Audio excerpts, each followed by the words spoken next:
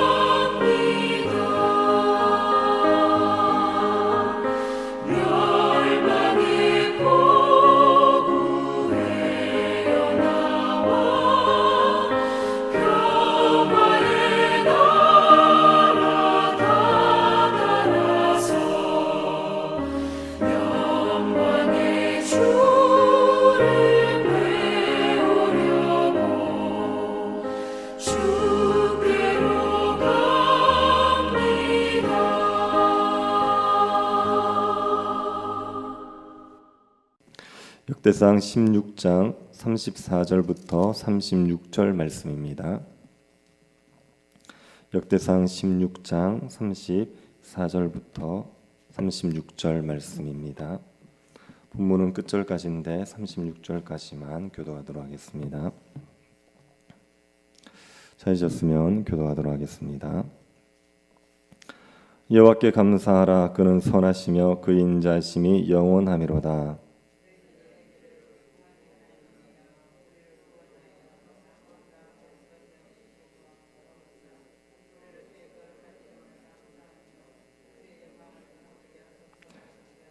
같이 보겠습니다. 여호와 이스라엘의 하나님을 영원부터 영원까지 송축할지로다 하매 모든 백성이 아멘하고 여호와를 찬양하였더라. 아멘. 우리가 하나님의 행하신 일을 기억하고 찬양하는 것은 하나님을 높이는 일일 뿐 아니라 하나님의 은혜를 현재적으로 누릴 수 있는 방법입니다. 하나님의 은혜는 우리가 믿음으로 누리게 됩니다. 하나님은 믿는 자들에게 은혜를 베푸시지요. 하나님께서 살아계심을 믿고 하나님께서 상 주시는 분이심을 믿는 자들이 하나님께서 주시는 구원의 은혜를 누리게 됩니다. 우리가 하나님께서 행하신 일을 기억하고 하나님을 찬양하게 되면 하나님에 대한 믿음이 생깁니다. 그러면 하나님의 은혜를 믿음으로 누릴 수가 있습니다. 과거의 하나님의 은혜를 기억하면 현재적인 하나님의 은혜를 경험할 수 있습니다. 다윗은 레위인 찬양대를 세워놓고 언약을 베푸신 하나님을 찬양하게 했습니다. 그리고 창조주 하나님을 찬양하게 했습니다. 이스라엘에게 언약을 베푸신 하나님은 세상을 창조하신 하나님입니다. 언약의 하나님, 창조주 하나님을 찬양하게 한 것은 현재적인 구원의 은혜를 소망하며 간구하게 만듭니다. 그래서 다윗은 언약의 하나님, 창조주 하나님을 찬양하고 나서 선하시고 인자하신 하나님을 찬양하면서 하나님의 구원을 간구하게 했습니다. 34절을 다시 한번 보시기 바랍니다. 여호와께 감사하라. 그는 선하시며 그의 인자하심이 영원하미로다. 하나님은 선하십니다. 하나님은 인자하십니다.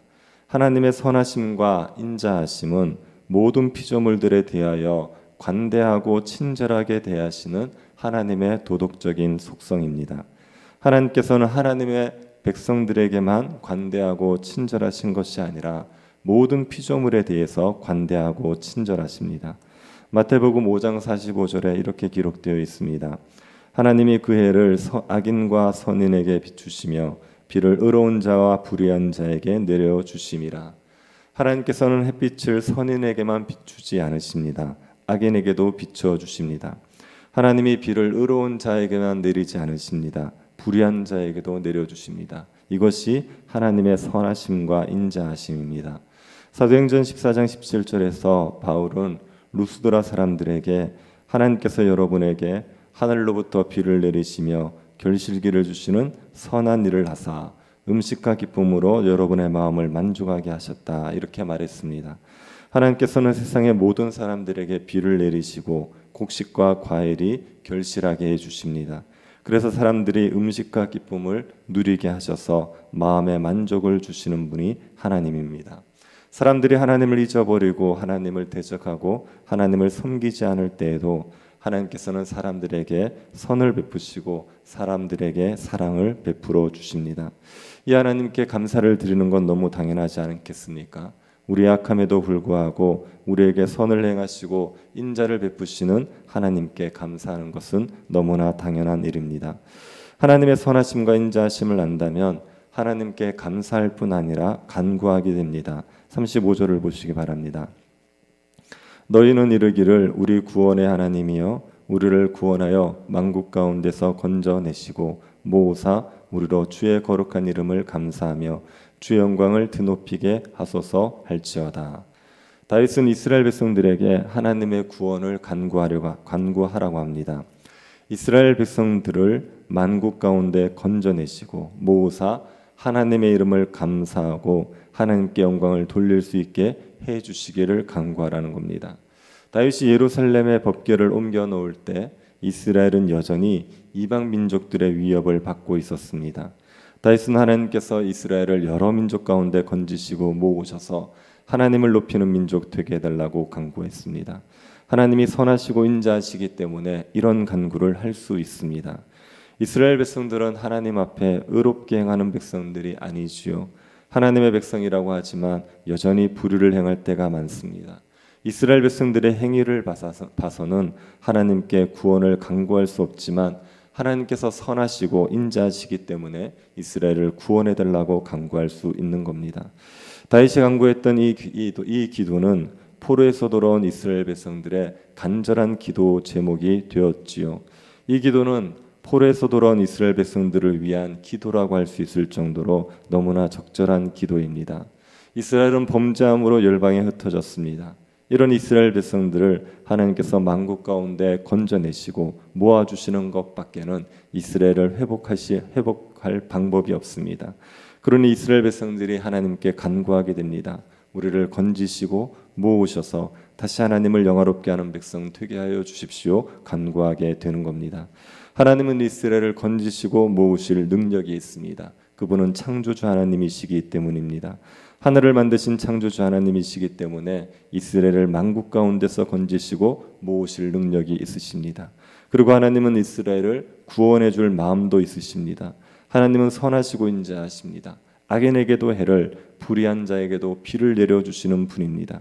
그러니 이스라엘이 범죄했을지라도 이스라엘을 다시 회복시켜 주실 수 있습니다. 이스라엘이 하나님께 마음을 돌이키고 하나님의 은혜를 구하면 하나님께서는 얼마든지 회복시켜 주십니다. 이 좋으신 하나님은 영원히 찬양을 받으실 하나님이십니다. 36절을 보시기 바랍니다. 여호와 이스라엘의 하나님을 영원부터 영원까지 송축할지로다. 하나님은 이스라엘이 영원히 찬양해야 할 분이죠. 다윗의 찬양은 하나님을 영원히 찬양하라 이렇게 끝이 났습니다. 그러자 모든 백성들이 아멘 하면서 하나님을 찬양했습니다. 우리도 아멘 하며 하나님을 찬양해야 됩니다. 하나님은 우리와 언약을 맺으신 하나님이시죠. 하늘을 지으신 창조주 하나님이십니다. 선하고 인자하셔서 우리를 구원해 주시는 하나님입니다. 이 하나님을 영원히 찬양해야 합니다. 다윗은 아삽과 그의 형제들을 세워서 항상 하나님을 찬양하게 했습니다. 그리고 장막을 지킬 문지기를 세웁니다. 38절을 보시기 바랍니다. 오베데돔과 그의 형제 68명과 여도둔의 아들 오베데돔과 호사를 문지기로 삼았고, 오베데돔과 68명의 형제 그리고 또 이름은 같지만 다른 사람인 여도둔의 아들 오베데돔과 호사를 문지기로 삼았습니다. 모두 71명의 문지기를 세워서 하나님의 궤를 지키게 했습니다. 이들은 예루살렘에 있는 하나님의 언약궤를 지키는 사람들입니다. 다윗은 예루살렘에 하나님의 궤를 위한 장막을 치고 그곳에 하나님의 궤를 모셨습니다. 그러고 나서 찬양대를 세우고 문지기를 세워서 하나님을 섬기게 했습니다. 그와 동시에 기브온 산당에도 제사장과 레위인을 세워서 하나님을 섬기게 했습니다. 기브온 산당에는 하나님의 성막이 있었습니다. 언약궤는 다윗이 특별히 설치한 장막에 두었지만 이스라엘 백성들이 광야에서부터 하나님을 만나는 장소로 사용했던 하나님의 성막은 기브온 산당에 있었습니다. 그래서 다윗이 기브온 산당에 제사장을 세우게 됩니다. 39절을 보십시오. 제사장 사독과 그의 형제 제사장들에게 기브온 산당에서 여호와의 성막 앞에 모시게 하여 기브온 산당에 제사장을 세워서 아침 저녁으로 번제를 드리게 한 겁니다. 그리고 제사장들로 하여금 이스라엘 백성들에게 율법을 가르쳐서 이스라엘 백성들의 율법에 순종하도록 교육을 시키게 했습니다. 또 헤만과 여두둔을 찬양대의 장으로 세워서 기브온 산당에서 레위인 찬양대를 이끌게 했습니다. 아삽이라는 사람은 예루살렘에 있는 언약궤를 섬기는 찬양대의 대장입니다. 헤만과 여두둔은 기브온 산당에 있는 하나님의 장막을 섬기는 찬양대의 대장입니다. 이들도 하나님을 찬양하는 일을 주 사역으로 했습니다. 여두둔의 아들들은 문지기로 세웠지요. 예루살렘 언약궤에는 오베데돔을 포함해서 71명의 문지기를 세웠고 기브온 산당에는 몇 명인지 알 수 없지만 여두둔의 아들들을 문지기로 세웠습니다. 다윗은 예루살렘과 기브온 두 곳에 레위인들로 하여금 레위인들을 세워서 하나님을 섬기게 한 겁니다. 이렇게 하나님을 섬긴 게 다윗 왕국이 복을 누린 비결입니다. 하나님께 제사 드리고 하나님을 찬양하고 하나님의 율법을 지켜 행하고 거룩함을 지키는 것, 이것이 하나님이 주시는 복을 누리며 살아갔던 방법입니다. 우리의 삶도 마찬가지지요. 하나님을 중심으로 살면 됩니다. 하나님을 예배하는 일을 삶의 우선순위에 두고 하나님께 감사와 찬양을 드리고 하나님의 말씀에 순종하고 거룩함을 지키고 살아가면 반드시 복을 누릴 수 있습니다. 하나님과 함께하면서 부족함이 없이 살아가고 평강과 기쁨을 누리면서 하나님을 영화롭게 하는 삶을 살아갈 수 있습니다. 삶이 바닥을 치고 삶이 무너졌을 때 회복하는 방법도 마찬가지입니다. 하나님을 삶의 중심에 모시면 됩니다. 하나님을 예배하고 찬양과 감사하기를 힘쓰고 말씀에 순종하고 자신을 정결하게 지키기 힘쓰면 반드시 삶이 회복됩니다. 하나님은 선하시고 인자하셔서 우리가 어떤 모습이든지 간에 하나님을 가까이 하면 우리에게 은혜를 주십니다. 하나님을 찾지 않는 자들에게도 해와 비를 내리시는 분이 하나님이십니다. 그런데 하나님을 찾는 자들을 왜 하나님께서 외면하시겠습니까? 하나님을 삶의 중심에 모시고 하나님을 예배하기를 힘쓰는 백성들이 되면 반드시 복을 누리며 살아가게 됩니다. 전심으로 하나님을 찬양하면서 날마다 하나님을 가까이 하시기 바랍니다. 그래서 하나님께서 주시는 은혜를 풍성히 누리며 하나님을 영화롭게 하는 백성들이 될 수 있기를 간절히 바랍니다. 자비하신 하나님, 우리를 주의 백성 삼으시고 우리에게 선하심과 인자하심을 날마다 풍성하게 허락하여 주시니 감사드립니다. 전심으로 하나님을 찬양하며 예배하기를 힘쓰는 백성 되게 하여 주옵소서. 하나님을 가까이 함으로 말미암아 모든 만민에서 뛰어나 하나님께 영광을 돌리는 백성이 되게 하여 주옵소서. 걸어가신 예수님 이름으로 기도드립니다. 아멘. 하늘에 계신 우리 아버지여, 이름이 거룩히 여김을 받으시오며 나라의 임하옵시며 뜻이 하늘에서 이룬 것 같이 땅에서도 이루어지이다. 오늘날 우리에게 일용할 양식을 주옵시고 우리가 우리에게 죄 지은 자를 사하여 준 것 같이 우리 죄를 사하여 주옵시고 우리를 시험에 들게 하지 마옵시고 다만 악에서 구하옵소서. 대개 나라와 권세와 영광이 아버지께 영원히 있사옵나이다. 아멘. 오늘 예배를 위해서 기도해 주십시오. 특별히 예배 가운데 잘 참여하지 못하고 있는 성도들에게도 하나님께서 은혜 베풀어 주셔서 예배에 참여할 수 있게 해달라고 기도해 주시고, 병중에 있는 성도들 위해서 기도해 주시고, 4월 달에 있을 우리 성례식 위해서 기도해 주시고 개인적으로 기도하시기 바랍니다.